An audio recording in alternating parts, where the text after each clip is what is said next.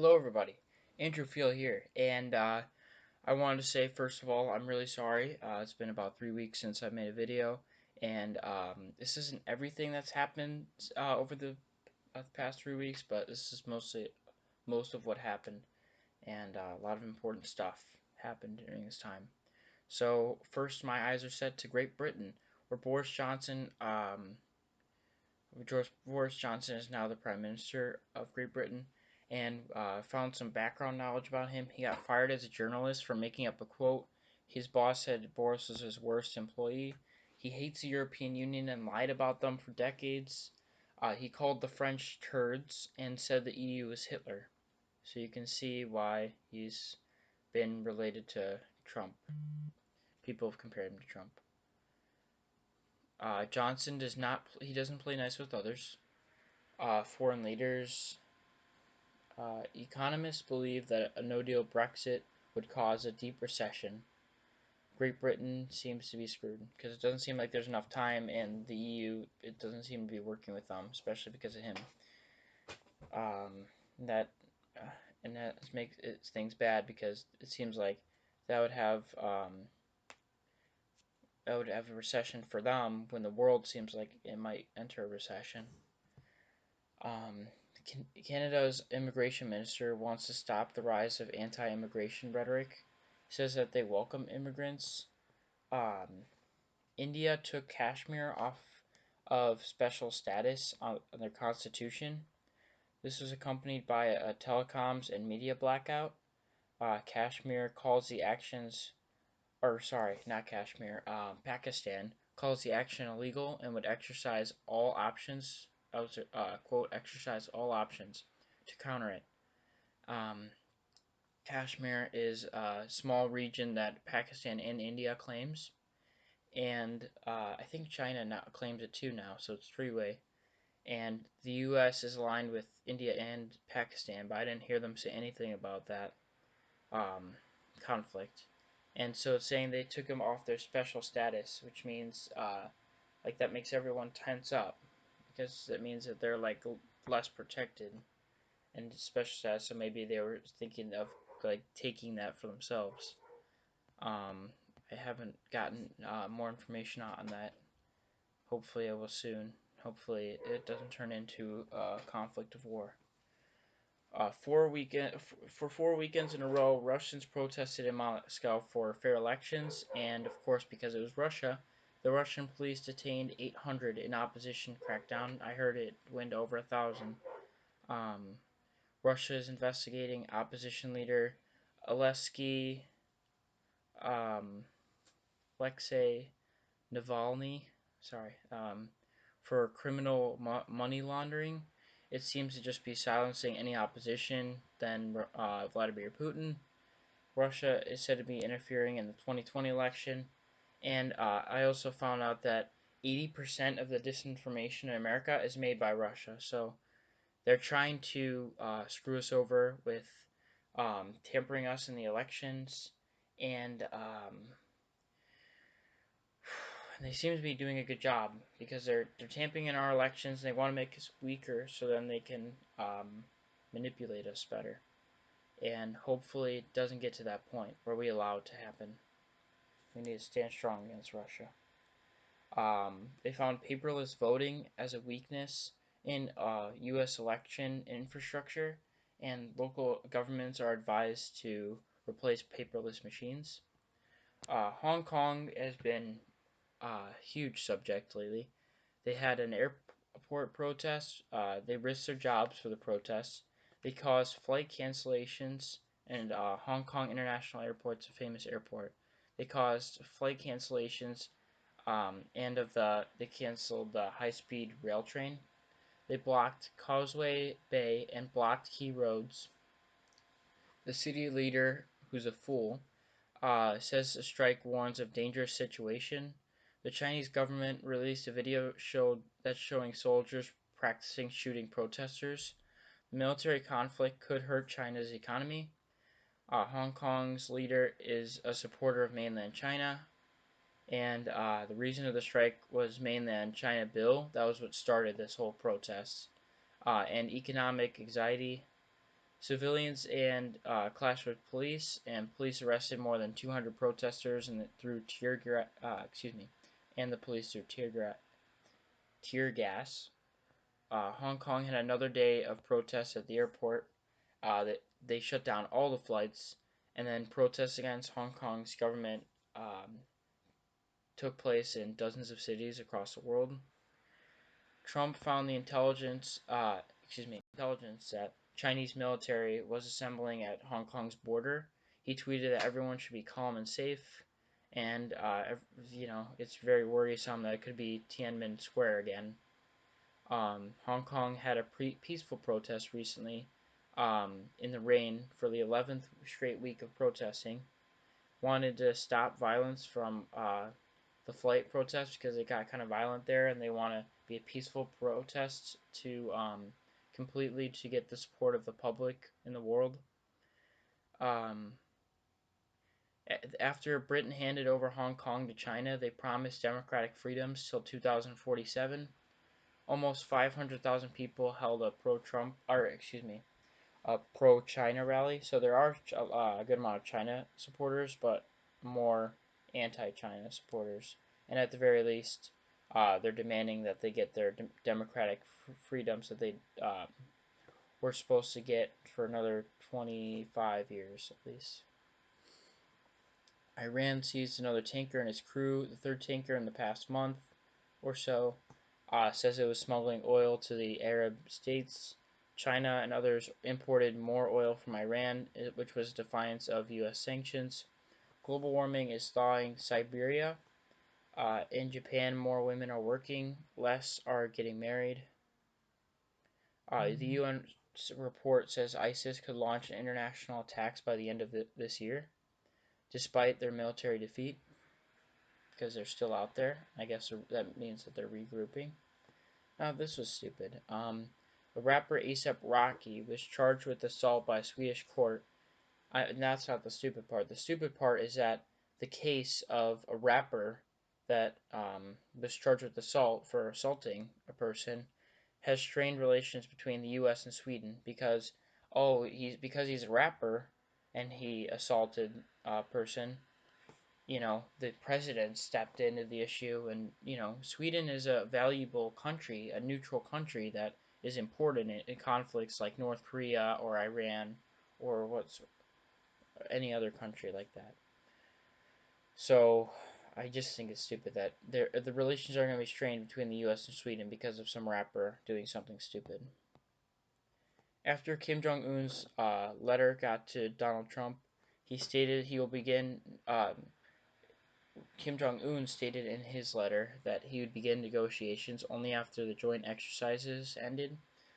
So Trump immediately went to Twitter and bashed the joint exercises between South Korea's military and our own. The U.S. did extend a ban to fly to North Korea for another year, which is good. North Korea threatened to cut South Korea from negotiations. North Korea has built its first ballistic missile submarine, which is not a good sign. North Korea shuts down peace talks with South Korea after launching 2 ballistic missiles. So they launched the missiles, and then they shut down the talks with South Korea. And I think us. U.S. North Korea envoy is to visit Japan and South Korea next week. Trump used an Asian accent to mock our allies. Israel denied entrance to Democratic Representatives Omar and Tlaib ahead of their planned visit. Trump requested Israel 2 hours beforehand. Officials say Trump did it to try and sow division in the Democratic Party. Trump said Omar and Tlaib hate Israel and Jews.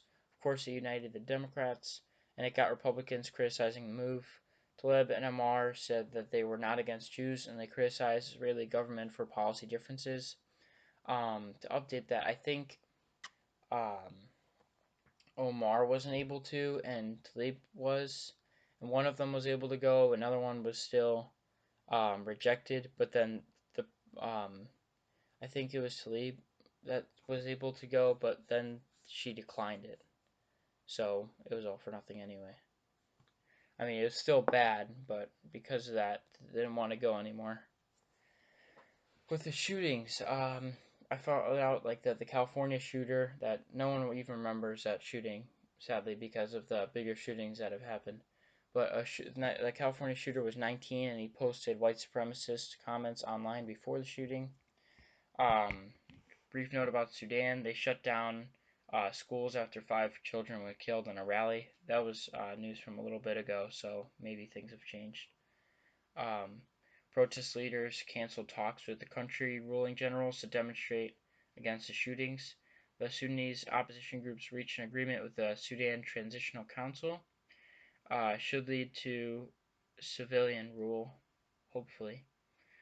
And these were the big shootings I was talking about. 9 were killed and 26 injured in a Dayton, Ohio shooting. The gunman wore body armor. The shooter was killed. The shooter killed his sister. Police stopped the shooter from entering a populated bar, which is very good for them. The shooter was expelled from school for having a kill list for boys and a rape list for girls. And yet, this guy was able to get body armor and weapons. Like, they wouldn't have him on the radar beforehand. It's just a gun problem. The Ohio governor was talking of policy being done later, and people chanted, "Do something." Good for those people, because the America's sick and tired of this. I know both sides of the aisle want common gut legislature, and that we need to get NRA and the big money out of politics. Maybe we'll get something done. And stupid people like Trump and McConnell out of office. Then maybe something will get done. Texas Governor Greg Abbott reported that 22 died and over 2 dozen were injured from a shooting in Walmart in El Paso, Texas, with an AK-47, which is what the terrorists use. He drove 10 hours to El Paso from Dallas. He was targeting that one area. 7 Mexicans died and 7 Mexicans were injured. One victim died shielding her 2-month-old child. The shooter wrote a racist manifesto before the attack that mimics Trump's hate. He hated Mexicans, and they thought that they were going to take over Texas. Admitted murder and hate crime to the police because he got arrested and he wasn't killed. El Paso is an inclusive area with a Hispanic majority. It took the police 6 minutes to respond, which is good. The El Paso shooter was bullied in high school and didn't talk to anyone. His dad was a drug addict, so not a good parent. He faces capital murder charges, and he should face a death penalty. El Paso slaughter is in the top 10 worst U.S. shootings. Senator from Connecticut, Chris Murphy, calls on his colleagues to do more than sympathy over the shooting and to do their jobs, and good on his part. Some congressmen blamed video games for the shooting, and this is just what is wild. Some congressmen, like these idiots, decide that instead of doing good things like background checks, red flag laws, or legislature like banning assault rifles and trying to do stuff to limit guns that are killing people on our own streets, they just find some totally random thing that they call a problem and just try to put that in front of gun legislation, which is what everyone's asking. And there's no evidence that video games correlate with mass shootings, but these idiot congressmen that are supposed to pass these laws and get our opinions and our ideas out are blaming video games for the shootings. Hillary Clinton proved it as false, stating that every other country has video games, but we're the only ones with gun problems. And I thank her for it. AOC shuts down Kevin McCarthy for blaming mass shootings on video games. Walmart did not handle it very well. The El Paso shooting happened in a Walmart, and there was another one recently in Walmart. So it's good that they took some action, but they took the wrong action because they're stupid. What they did was they were removing violent video game advertisements from stores, and they were going as far as to remove hunting videos from the stores, right? But they still sell guns, so not enough, clearly. Beto says Trump is to blame for the El Paso shooting with spreading hate. He reacts as El Paso is his hometown. Rihanna and John Lennon put blame on the president for shootings, and I do as well. because these people are shown to be racist. And I mean, the guy from El Paso thought that Texas was being taken over by Mexicans, and that's Trump saying that illegal immigrants are going to come into the country and, he says rape your children and they're going to take over the country. And what does this person do? He thinks they're going to take over the country, so he attacks them and shoots innocent people, innocent Americans. So I blame him as well.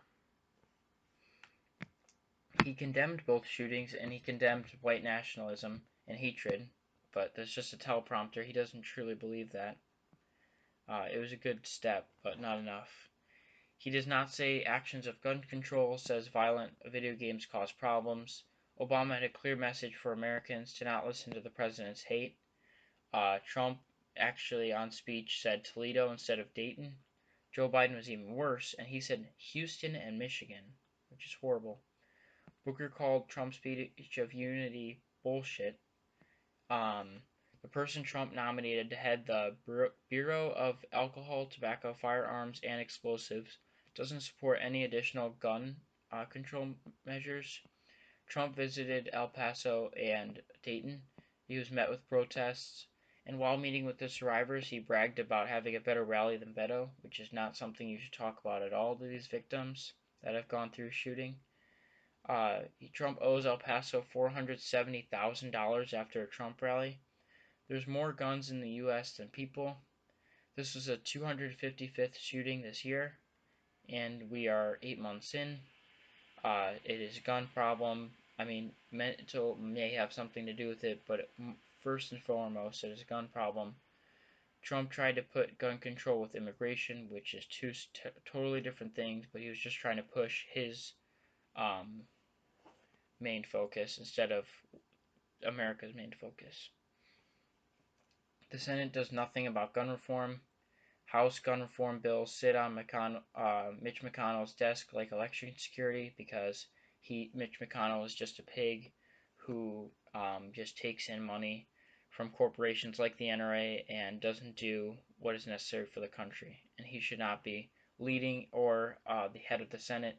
And the main problem, one of the main problems of our democracy, is having a head person there that controls the whole Senate or House on what bills get to be voted on, because these election security bills and gun reform bills cannot even be voted on because of him. Ivanka tweeted about the shootings, Twitter trends about against the shootings. White House Chief of Staff Mick Mulvaney defended the president, saying shootings have happened for decades and it's not the president's fault. Another shooting happened in Philadelphia with 6 officers wounded, but they all came out of the hospital okay, thankfully. It was an 8-hour shootout. The suspect is in custody, and police were coming with a narcotics warrant, and they were in the house when he started firing at them. The world is in chaos, but America is in inner turmoil with partisan bickering and Americans shooting other Americans. Trump says we had to fix America before the world. Now, because of the hatred he inspired, we have to, more than ever. Scary news for the world. How much longer does America need to be at half-mast before we can truly raise the American flag? With Democratic candidates, Buttigieg spent over $300,000 on private flights, which is way more than any of the other candidates. John Delaney's staff told him to drop out of the race. Post-second Democratic debate, I thought the candidates all did a good job. According to 4 polls, Joe Biden, Bernie Sanders, Elizabeth Warren, and Pete Buttigieg still top the polls. Biden is in first place with 21 to 33% of the vote. 3 polls have Sanders over Warren. 1 has Warren over Sanders. Kamala Harris fell from the first debate. Fell from being a lot higher from the first debate, from being about 4th place with Pete Buttigieg in 5th place. Harris has between 7 and 9% of the vote. Some thought Marianne Williamson and Cory Booker had a good night. Booker wants to pay more farmers to practice carbon farming, which is a good idea. Williamson is controversial about vaccines and is a bit loony, I think, on some ideas.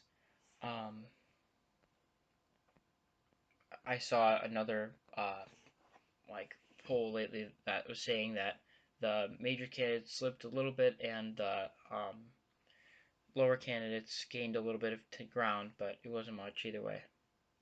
Some think John Delaney should use his centrality from the first night. Democrats' opinions of Booker and Julian Castro have improved. Booker, Castro, others are polling at 3% or below. Stakes are higher to enter the third debate. 2% polling and 130,000 donors. 8 currently meet the standard. Hickenlooper is out of the race. So now we are down to 19 Democratic candidates. Trump attacked Don Lemon and said he was the least racist person in the world, as he was attacking the one black announcer of the CNN debate. California makes a law that candidates can't enter the ballot until showing tax returns. Trump and Republicans are suing. I found out that one other Republican is running against Trump, which is good, but he doesn't have a chance, so I'm sorry. Trump said his brother Fred Jr.'s death from alcohol made Trump not want alcohol. He laughed when a Trump supporter said to shoot migrants. Trump could not say he would stop his supporters from shouting racist chants. He said he was down there during 9/11. Mulvaney went to Fox News to protect the president on his racist comments on Cummings. Chris Wallace came at him again, and he sat him down. Trump also attacked Pelosi's district in San Francisco. Anderson Cooper had an interview with Stephen Colbert. Colbert said Trump sins deeply from being astray from the path and leading others off of it. He lives in a fantasy world. Colbert says he would not want to interview Trump because it would be hard for him to give Trump dignity after his disgrace to the office. Trump's immigration chief uses a Statue of Liberty poem against immigrants, and that was a low, even for them. Colbert could watch that man on CNN. He could not watch that man on CNN. When Mitch McConnell went to his home of Kentucky, he was met with Moscow Mitch chants, which is a good name for him. A White House advisor put Trump in front of a fake Russian seal and made the eagle hold golf clubs and cash. Calls Trump a puppet. Trump went against his advisors to escalate the trade war. China lowers yuan, the Chinese currency. The U.S. Treasury Department calls China a currency manipulator. Chinese companies are no longer buying agricultural products from the U.S. The stock market fell hard 2 days, over 760 points on August 5th, and fell 800 points on the 14th from world recession signs. The Trump administration delayed a 10% tariff on Chinese goods like phones until December 15th. I'm sure this hurts negotiation efforts to the trade war because they were trying to negotiate, but now with all this going on, they're probably not going to be negotiating for a long time. ICE arrested 680 people at a Mississippi food processing plant. A tape leaked of a racist conversation of Presidents Nixon and Reagan. And I mean, this was a little bit ago, but it's still sad to see former presidents being racist towards others. Coca-Cola made a same-sex love ad. Ross is leading the Commerce Department to dysfunction. A YouTube star, Brooke Hout, accidentally posted a video of her abusing her dog. The LAPD is launched an animal cruelty investigation. And I saw the video, and it definitely is. Trump made a migration deal with Guatemala, saying Guatemala is a safe third country for immigrants. Capital One had data breach which affected 100 million credit card applications, thousands of social security and account numbers. Equifax just had a 700 million settlement with the U.S. regulators. The Senate wants to pass a bill to limit social media addiction, which is a good thing if it gets passed, because it is a problem with people my age, or any age, but especially my age, especially with being able to scroll endlessly, and I think simple legislation could help a little bit at least. There was a nuclear explosion in Russia. 7 died testing a new Russian weapon. We're slow to release information because Russia's being big on secrecy, like Chernobyl. The U.S. accused Russia of deploying banned weapons for years, left the INF Treaty, which was an important international treaty for weapons. It contained both countries' nuclear arsenals. The New START Treaty is set to expire in 2021. Putin says he'll extend it for 5 years, but John Bolton, who should not have any power right now, said the extension is not likely and another arms race is going on. Student debt has reached an all-time high of $1.4 trillion. Cardi B met Bernie Sanders to film a 2020 campaign video, which I think is really cool. Netflix tumbled and lost $24 billion in value. Facebook removed the Area 51 page. It seems like some people may still be going, though. Epstein committed suicide in jail. He was taken off suicide watch before his death. He had dirt on Trump, Clinton, and members of the elite. Trump, in Trump fashion, tweeted a video hours after hearing of his death, blaming the Clintons for Epstein's death. So the President of the United States is using a conspiracy theory that another former president killed this man instead of him, when it's more likely Trump would have done it than the Clintons. Epstein wanted to do controlled breeding at his ranch and wanted to impregnate 20 women at a time. So he was by far a horrible guy. So, it's not too sad to see someone like that die instead of just sitting around in a federal prison because he was a horrible person. But it just seems like, even though he committed suicide, it seems like he was, like, no one was watching him, and it seemed like it was set up, like, to where he would commit suicide. Like, the members of the elite made it that way so then he wouldn't give out important information. He thought that his DNA could improve humanity, and he wanted to freeze his head and his penis. The Justice Department reassigned the warden of the federal jail and put the two staffers on leave amid an investigation that the two staffers slept through cell checks. The autopsy finds a broken neck. CBS and Viacom plan to merge. Drug-resistant salmonella in pork has sickened hundreds. Livestock executives keep health inspectors off of farms, which is not a good sign. A couple weeks ago, sorry, I don't know why I said that, but livestock executives are keeping health inspectors off of farms, meaning that there might be something bad going on. Beyond Meat is developing meatless bacon, and Krispy Kreme is making a donut-infused ice cream. So if you stayed for the whole video, thank you very much. I'm sorry this is a longer one. I just want to get it out there. Thank you for watching. If you did like the video, please like and subscribe. And I will see you all in the next video. Peace out, everybody. Have a good one.